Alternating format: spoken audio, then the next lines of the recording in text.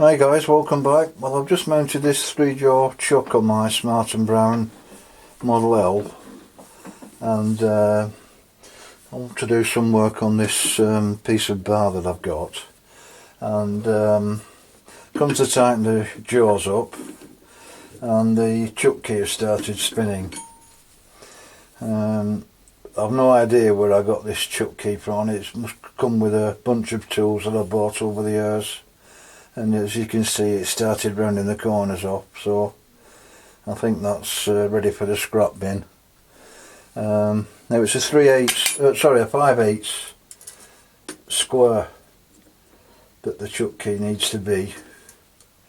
So as usual, I've been looking around my scrap bin and bits and pieces to find out if I've got something lying around that I can use. Now I've got quite a lot of old taps lying around. I've got quite a few similar ones to these, so I think I can afford to lose one of those. That's a bit on the smaller side, so is that, but I think that one is a perfect fit. So the first idea was to use this, but then I came across this old centre punch. I've never used this. Again, has come with a bag of tools that I bought, but it's slightly on the large side, but I can not by much. So I think I could possibly grind that down. It's high enough to clear the cover if I want to put a bar across, and with it being a centre punch, it should be a decent steel. So I've started to clean it up a touch. I don't think it needs a great deal more off to fit that 5/8. And as a T-bar, this is a piece of high tensile threaded bar that I've had lying around. I'm thinking that would make a decent handle for it. So, but take some of the thread off this, drill a hole through the centre, and a weld on the opposite side I think will do the job. So I think that might be an easy fix. So that's the job for today.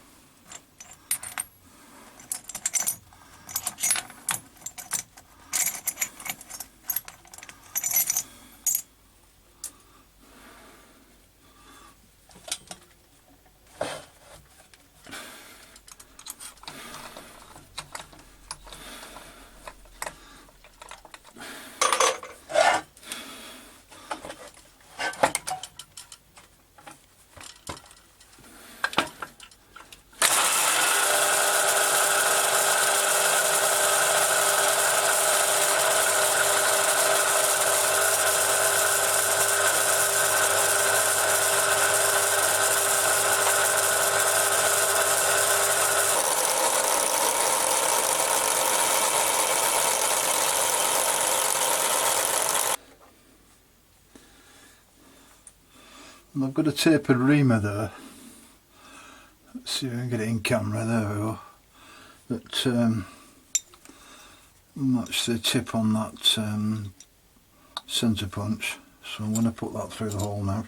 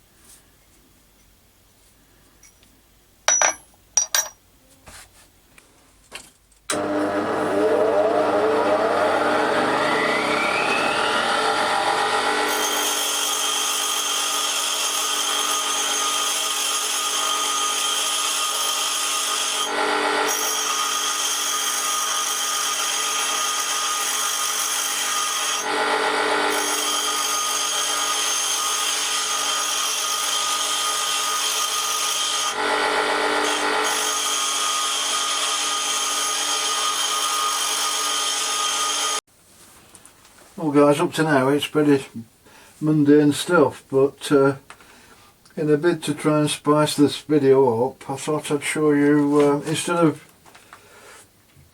taking this square down to the finished dimensions on the bench grinder, I thought I'd show you this grinding jig that I made quite a while ago, mainly for sharpening HSS cutting tools.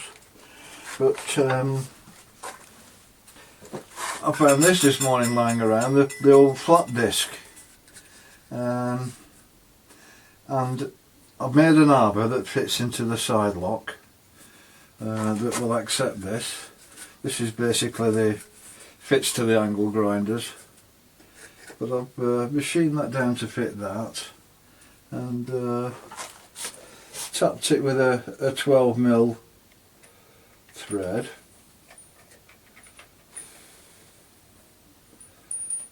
Nice big washer on.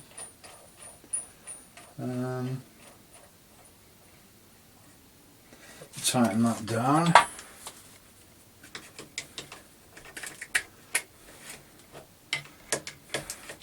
I've no idea if this is going to do the job or not. As I say, I only rediscovered this morning. Amazing what you find lying around that you'd forgotten about. The wife's upstairs somewhere. Right, don't want that too tight. Adjust this now.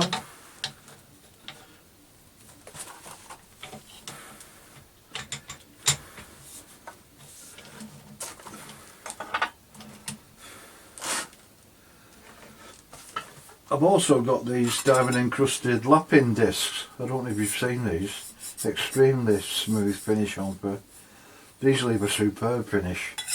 I've also made an arbor for these to fit on. There's 4 small round magnets inside that actually hold the disc onto the arbor itself, and then they go into a collet chuck at the back.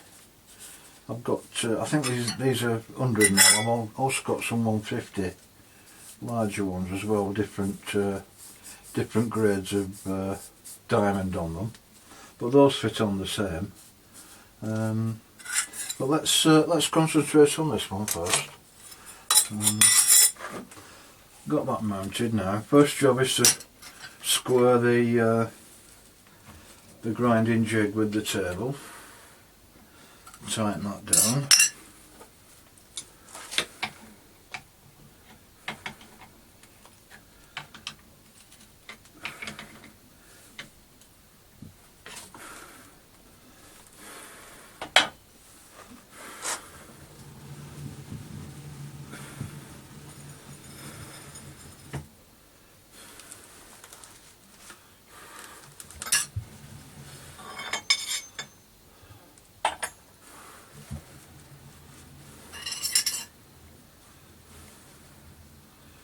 I've got the old centre punch mounted on two V-blocks, and I've got the side of it squared up with the table,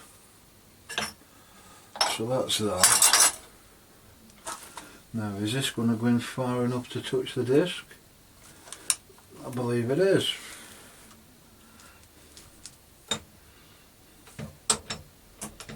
This table that moves on a rack and pinion mechanism, so it's just about going to clear the upright on this angle plate. So this is a first for me, guys. This should be interesting. Bear with me. Now, because of the way the sandpaper on this disc is lapped, the wheel needs to spin. As I'm looking at it, the wheel needs to spin anti-clockwise.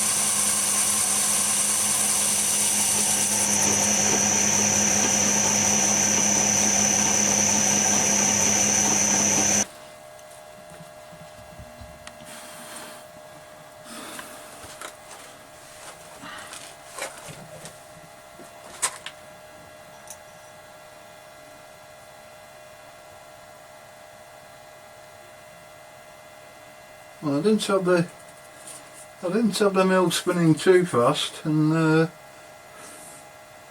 it looks like a decent finish. I don't need that. But can you make that out on the camera?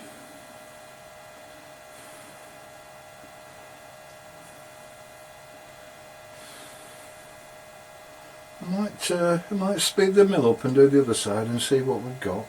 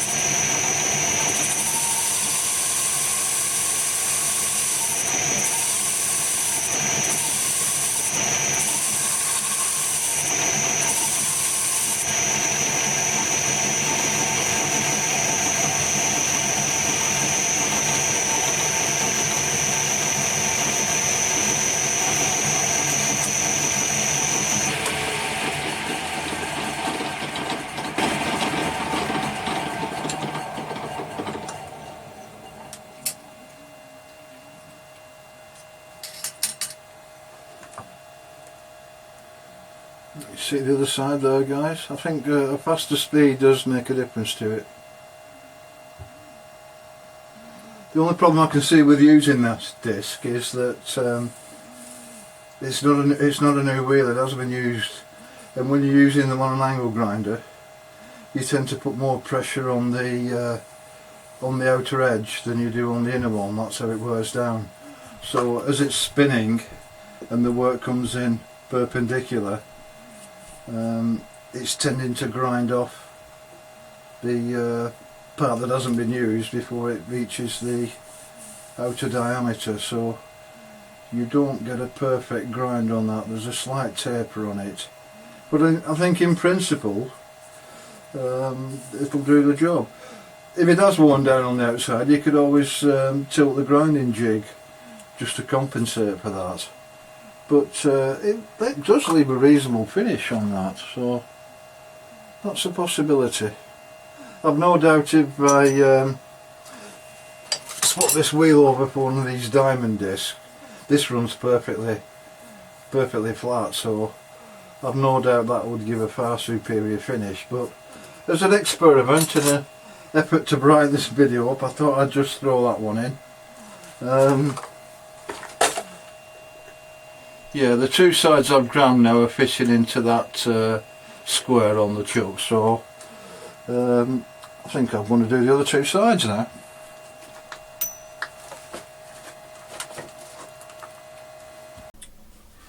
Well, I decided to fit the greenstone onto the mill for grinding the other two sides, and I've had it in the arbor press and pushed the old punch into the T-bar now, so that's nice and square. It fits into the chuck nicely now, so it's just a matter of welding this side up and I think we're good to go.